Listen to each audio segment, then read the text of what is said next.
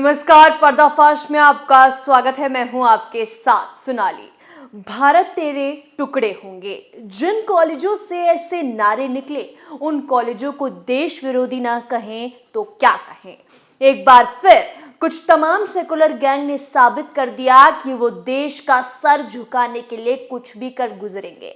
एक बार फिर टुकड़े टुकड़े गैंग ने साबित कर दिया है कि वो देश के खिलाफ है, क्योंकि एक भारत विरोधी डॉक्यूमेंट्री की जिसे टुकड़े टुकड़े गैंग न केवल बढ़ावा दे रहा है बल्कि इसकी स्क्रीनिंग कर रहा है। प्रधानमंत्री नरेंद्र मोदी को टारगेट करते हुए बीबीसी ने एक प्रोपेगेंडा डॉक्यूमेंट्री बनाई। इसका मकसद ये दिखाना है कि गुजरात के मुख्यमंत्री रहते नरेंद्र मोदी ने मुसलमानों को मरने के लिए छोड़ दिया था, और जैसे ही ये डॉक्यूमेंट्री के बारे में टुकड़े टुकड़े गैंग को पता चला तो तुरंत एक्टिव हो गया। तमाम सेकुलर गैंग इसे देखने और दिखाने के लिए एक्साइटेड हो गए ताकि लोगों में पीएम मोदी की इमेज खराब हो। लेकिन ये सेकुलर गैंग ही भूल गया कि झूठ ज्यादा दिन तक चल नहीं पाता। सच को कितना छुपा लो बाहर आ जाता है। यहाँ गौर करने वाली बात यह है कि लोकसभा चुनाव से पहले पीएम मोदी को बदनाम करने की एक साजिश रची जा रही है।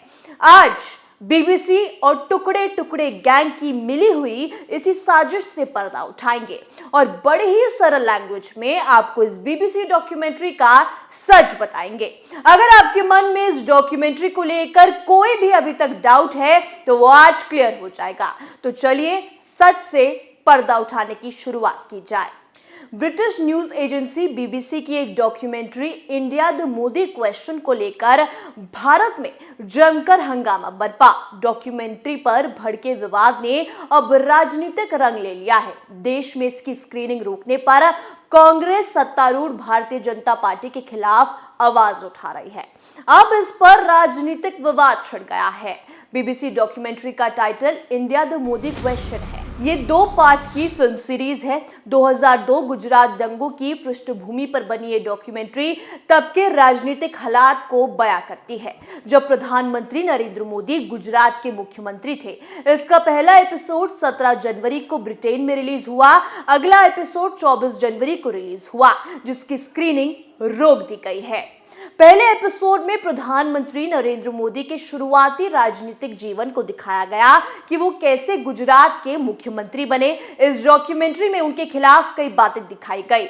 इस हेट्रेड भरी डॉक्यूमेंट्री में सिर्फ और सिर्फ पीएम मोदी को एक ट्रेटर के रूप में दिखाया गया। उनकी इमेज ऐसी दिखाई गई है जैसे कि वो मुसलमानों से नफरत करते हों और गुजरात दंगों की जिम्मेदारी उनके कंधों पर थी। इस डॉक्यूमेंट्री का मकसद सिर्फ और सिर्फ एक ही है, मुसलमानों को पीएम मोदी के खिलाफ भड़काना। बीबीसी के डॉक्यूमेंट्री में पीएम मोदी के गुजरात कार्यकाल को लेकर सवाल खड़े किए गए हैं। जब वो गुजरात के मुख्यमंत्री थे तभी साल 2002 में दंगे भड़के थे। इस दंगे में करीब 2000 लोग मारे गए थे। इसी को लेकर नरेंद्र मोदी और बीजेपी सरकार पर सवाल उठाए गए हैं। अब इस पर सरकार का क्या टेक है, चलिए आपको ये बता दें।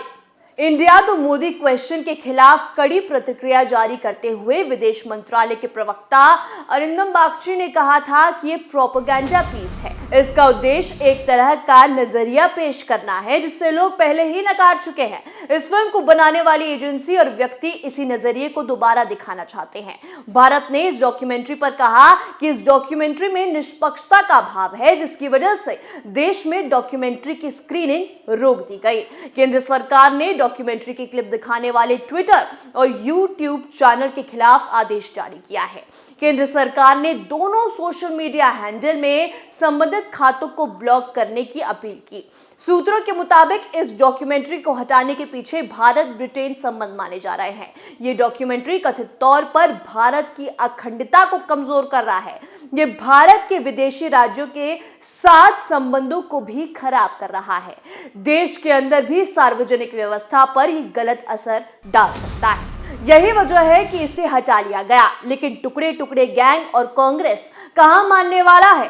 कांग्रेस दावा कर रही है कि इस सच को छुपाने की केंद्र सरकार की सिर्फ एक साजिश है। एक बात समझ के बाहर है कि आखिर इस डॉक्यूमेंट्री के रिलीज का मतलब अब क्या है।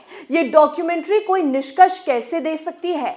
क्या कोई लॉ इन्फोर्समेंट एजेंसी है? जब देश की अदालत की निगरानी में सालों जांच हुई और इसके बाद फैसला आया तो इस डॉक्यूमेंट्री का कोई मतलब ही नहीं। जब इस देश की अखंडता को लेकर आरएसएस और पीएम मोदी की तरफ से मुस्लिमों को जोड़ने की पहल हो रही है, तभी ये डॉक्यूमेंट्री क्यों आई? कौन है जो देश की अमन शांति नहीं चाहता? ये डॉक्यूमेंट्री की आड़ में प्रोपेगेंडा है। इस डॉक्यूमेंट्री का अब रिलीज होने का कोई मतलब नहीं है। लोग इन मुद्दों से आगे बढ़ चुके हैं।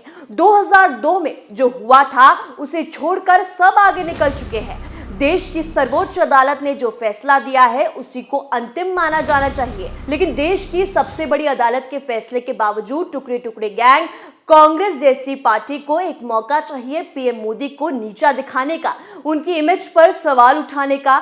टुकड़े टुकड़े गैंग के लोगों के लिए अदालत का फैसला भी उनके नीचे है। केंद्र सरकार जब इस डॉक्यूमेंट्री को बैन कर चुकी है, तभी क्यों इसकी स्क्रीनिंग जामिया जैसे कॉलेजेस में हो रही है? जेएनयू में हंगामे के बाद ये रुक तो गई, लेकिन स्क्रीनिंग का आखिर मतलब क्या है? जब केंद्र सरकार बैन लगा चुकी है तो क्या ये स्टूडेंट्स अब सरकार को चैलेंज दे रहे हैं?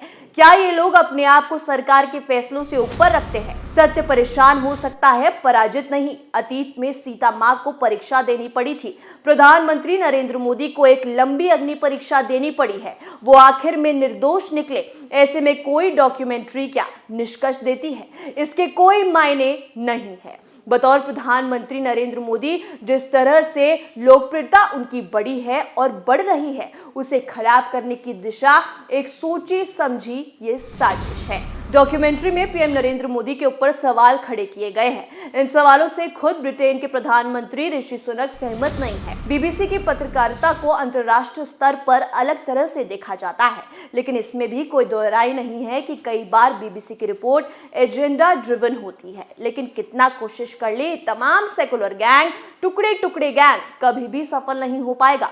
हाँ, बिल्कुल ऐसा कहा जा सकता है कि ये सिर्फ और सिर्फ 2024 से पहले मुसलमानों का वोट पलटने के लिए है, दंगा भड़काने के लिए है और रिलीजन के नाम पर अशांति फैलाने के लिए है और कुछ नहीं।